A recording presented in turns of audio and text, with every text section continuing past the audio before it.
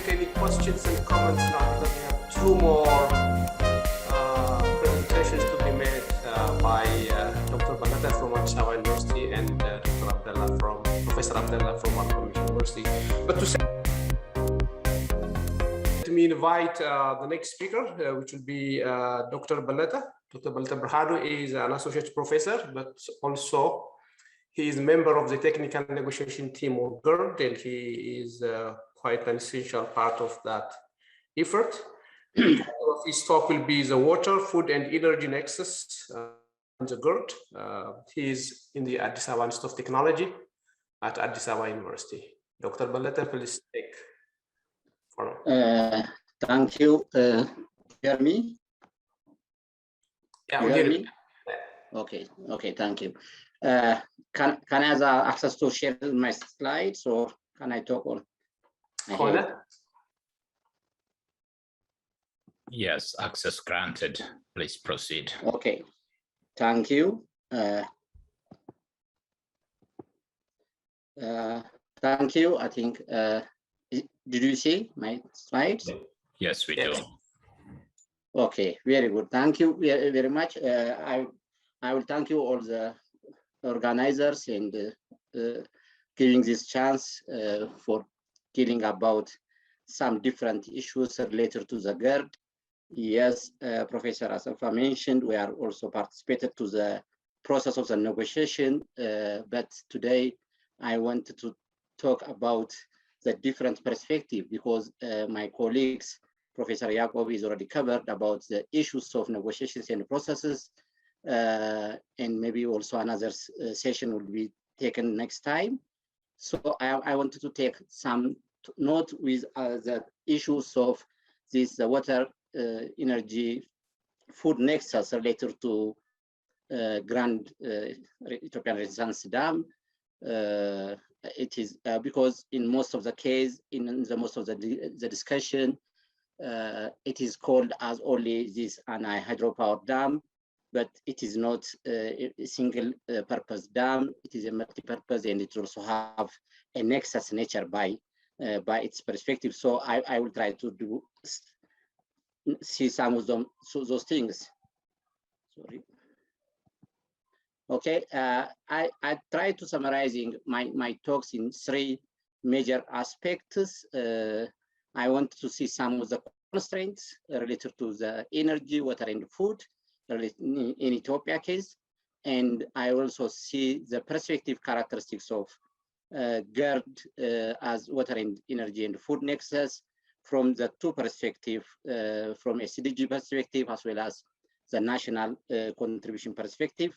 Then also I will try to see the issues of energy, water, food nexus in related to the Eastern Nile, and how that GERDs can be motivating or contributing to those things. Okay, so when we come to the constraint, first we have to talk about energy constraint, because one of the main purpose of GERD is the energy. Also, one of the limitations of the country to develop or to work much things are the energy constraints. If we see the energy characteristics now, the demand is highly increasing. It is 30% per year, and demand of energy is increased, which is really highly costed the country to survive with this condition, because of the increment of population, because of the increment of the living styles and all others in industries. So energy demand is highly increasing. When we see from this perspective, Ethiopia is also again importing 2.6 million tons petroleum products yearly, which is also costed about 2.16 billion USD, which is really highly significant budget from the country comes. Although we will have it highly hydropower potential, which is one of the cheapest energy source, but we didn't do much because even though we have it about 50,000 megawatt energy potential electricity production from the hydropower system, but only we are now up only 7.6% of that. that. Again, one of the challenge is a limitation is our energy production is very from the source point of view as well as the area point of view. So it is very difficult to addressing. Okay, our GTP2 was forecasted to addressing this much to 17,000 of the current one, which is around 4,800 megawatt production, but yet not yet satisfied. We hope GERD will come up and addressing these limitations. And we will cover all the other challenges. Okay. The second aspect, when we come to the water scarcity, again, in most of the things or in the most of papers, people are doing that Ethiopia is water enriched country, and there are a lot of water resources. But now, if we see that the figures and the conditions, Ethiopia is coming to be a water scarce country, really critical because of that. Because in most of the case, the water scarcities are measured from the capacity of water storage, and it is the per capita availability of water. So when we see that the per capita availability of water, it is decreasing time to time, and now we are arriving to the limits of this the WHO limit, which is under scarcity limit, which is called 1,000 cubic meter per person per year, which is really a very dangerous time. So that is one of the challenge which is not yet addressing whenever we're doing any processes. Again, another perspective and another challenge what we are seeing from our country water conditions is this the spatial variability or the dispersity of the water, really very challenging, and it gives us very challenge for management as well as economical development. So these are the major challenges related to the water security. I don't go to the details of others, but it is very highlighting. Then the third one is one of the key point what we are dealing with energy, water, and food security, or Nexus, the issue of food security. That the issue of food security are mainly dependent on the agricultural process or the development of the cultivations. Yes, as a sector, when you see that agriculture is still again the major contributor of Ethiopian economy and livelihood. As most of you know, it's about 47% of GDP is contributed by agriculture, and 60% of the export, and as well 80% of the employment also engaging on agriculture. But our agriculture is very poor. Even we have a lot of land which is not cultivated, still not covered with agriculture productions. Only 36% of our land is covered with agriculture. Even that is mainly rainfed, which is highly variable, which is uncaptured characteristics. If you see more rural production system, only we have 0.46% of irrigated land. Really, this is very challenging to share with you when we a personal note why food security again. Thrilled and Again, energized by this symposium. The technology, whatever was the development system, the farming system is very traditional and it's not yet captured. So all those things are push us to come up as a means to dealing with the Nexus perspective. So energy, water, and food Nexus is a means for us to alleviating all these constraints and come up to the system. So with this perspective, if we see that, as mentioned earlier, most of people are mentioned that GERD is really a single purpose dam, and which is only for energy production. Yes, it deal much on the energy production, but in addition to the energy production, which is availability of the water storage for irrigation means and others services will give us the GERD as a good potential for a Nexus product, which is relating all the 4 major pillars of Nexus: the energy, the water, the food, and the ecosystems. All perspective, we will have it a chance to produce food. We will have it a chance to implementing, I will come later, we're also increasing for a fishery, which is also contribute for food productions. It has also, I didn't go to detail, but it has also contributing much for irrigation system in Sudan as well as in Ethiopia, so that the food issues are covered much. When we come to water, it is water availability by itself. It's for the water supply, for the industry, for the energy is sufficient because it radically changed our storage capacity. As mentioned earlier, we will have it 31.8 or 31.5 PCM storage capacity currently. But when once GERD is finalized and stored its capacity, our storage capacity are increasing to 105, which is really a significant change, which is contributing as a Nexus. Again, the energy, it is obviously detailed. A lot of talks are done with how much the energies are changed. So when we see it again from the perspective of the SDG, GERD is the product of GERD is contributing for in most of the SDG plans or goals, which is world are set to arrive in 2030. Just if we take some of the examples, GERD is one, it's producing affordable and clean energy, which is contributing for SDG 7.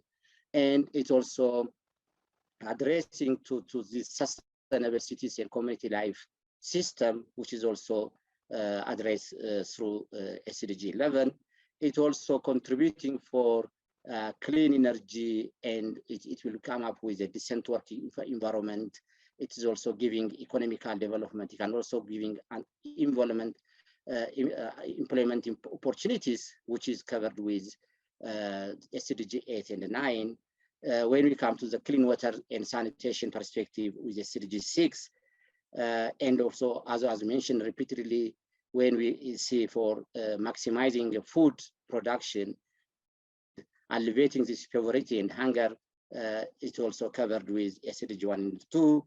And also it is producing clean energy, which is also contributing or reducing the carbon emission, and which is also contributing with the climate action of SDG 13. So with all this, because one of the motto with UN and others perspective or is a global system is, unless we are dealing with as a Nexus, we can't cover or addressing these SDGs. So covering of these SDG goals make it that GERD is a Nexus project and a Nexus product for the next seasons. Just I already covered those pointers, but just to see highlighting maybe some of you know those figures with other repeated the presentations of the negotiation teams. But when we see the facts, how much it is contributing as an examples, the energy contribution also contribute 1 billion per annum for Ethiopia SCDC. It's also increasing and changing our level of energy per capita to 220 now, like 30-40 kilowatts per capita range, which will be really very low. Now it will be increasing. It also increasing our storage capacity, as already mentioned. It's contributing a lot of fishery development. It is estimated that about 7,000 tons per annual, which is one of the good exercise.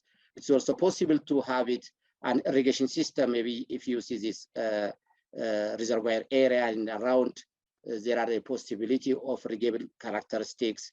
It is about 25,000 and above irrigations are possible around the reservoir system. So all these are the products of GERD, which is make it GERD as a Nexus product of the country.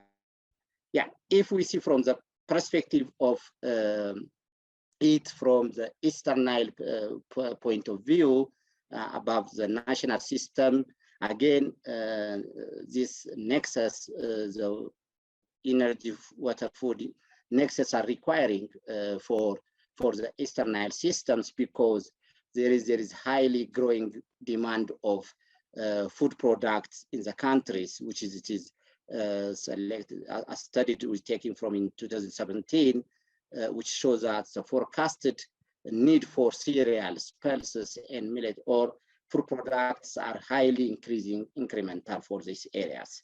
So again, when we come to the water, again, see the water is highly stressed in these countries. So because of the conditions, we will need some nexus production systems. So for the study is evaluating for different characteristics of or demands of nexus within the country. So regional cooperations, which is one of the essential element of the nexus product, is assessed from the different areas of the community from Ethiopia, Egypt, and Sudan, and almost most of them is agreed and strongly required. There has to be a collaboration. But when we come to the current collaboration characteristics, so these current collaboration characteristics are not making synergy, not making, because most of the people are disagreed, because the current one is not working, which is requiring different modules of collaboration. That's what Ethiopia is repeatedly asking through the process of the negotiation and thing. If you see from the sectoral point of view and prioritizations, Egypt commonly asked the priority for GERD is hydropower, but if we see the optimalizations or optimal characteristics or the benefit with what we get it with the priority of the different prioritizations, the priority with hydropower is not sufficient. It is a lower productivity, but the system optimization with considering a nexus perspective for water product as well as food product and energy product is more sustainable, which is, and also highly productive for all of them, the Eastern Nile countries. So that's also, again, if you see from the priority of the countries, again, the priority set by the Egyptians are very, very low, but the priority set by the Ethiopia is more equivalent with the optimum conditions of the system. So always Ethiopia is pushing to more collaborating or more benefited system within the Eastern Nile. With this understanding, with these cooperations, there is a very, very possible development and possible investments, which has increasing the livelihood of these three countries of the Eastern Niles. Just if we take some of examples, which is possibly instigated with GERD, there is a very, very potential development further we can see by taking this momentum or this level of cooperation, which is Ethiopia is pushing to the system, collaborative and cooperative system manner operations. So we can possibly again produce multiple of infrastructures which help for the development of the countries, which is also possible. We can motivate and work for regional food security products with a different perspective. We can work for much on the regional energy trade perspective for the alternative renewable energy productivity. There's a virtual water trade schemes and efficiency improvement, which is highly required to minimizing this water scarcity in the countries as well as in the region. So it is really very, very essential. Again, as mentioned earlier, I think these excellencies and Professor Asaf also mentioned this, the watershed management, particularly in the upper catchment, is another investment area which improving the livelihood as well as the water scarcity characteristics of the the country. So all these possible potentials are is in the table if we are looking in Nexus in cooperative manner rather than antagonistically working. Yes, I am dealing. Okay, couple of minutes more. Okay. Yeah, it's okay. It's the last one. Okay. Okay, so we are very, very nice. So thinking as a Nexus, thinking as a cooperative, thinking as dealing together will make it more beneficial for all of us. Thank you for your attention. Thanks. Thank you very much, Dr. Belete, for your presentation of a different perspective, looking GERD as a water, energy, and also food security nexus. And you have identified constraints and limitations of ensuring water security, energy security, and food security as we strive to feed ourselves and also be energy sufficient. But I say that water security is more than food and energy security. It is a sector that needs to be cultivated. It ensures economic development. It ensures the environment, sustainability, and also it ensures health security. It is highly related also to the health sector. So it is really everything for us. You also have somehow related how GERD is related to the SDGs. This is also another very important areas. And there will be, I believe, more discussions along this line. And later on, I will come back with maybe a couple of questions on some of the things that you raised. I think with that, now let's go to the next speaker. Connor, can you correct me if Professor Abdullah is the next one? Yes, that's correct. Okay, so now I will invite Professor Abdullah Kamal. He is a professor at Ababa University and also a scientific director for the Water Institute, for Water Technology Institute. And the topic of his talk will be water as a pillar for sustainable development, why establishing Ethiopian institutions is imperative.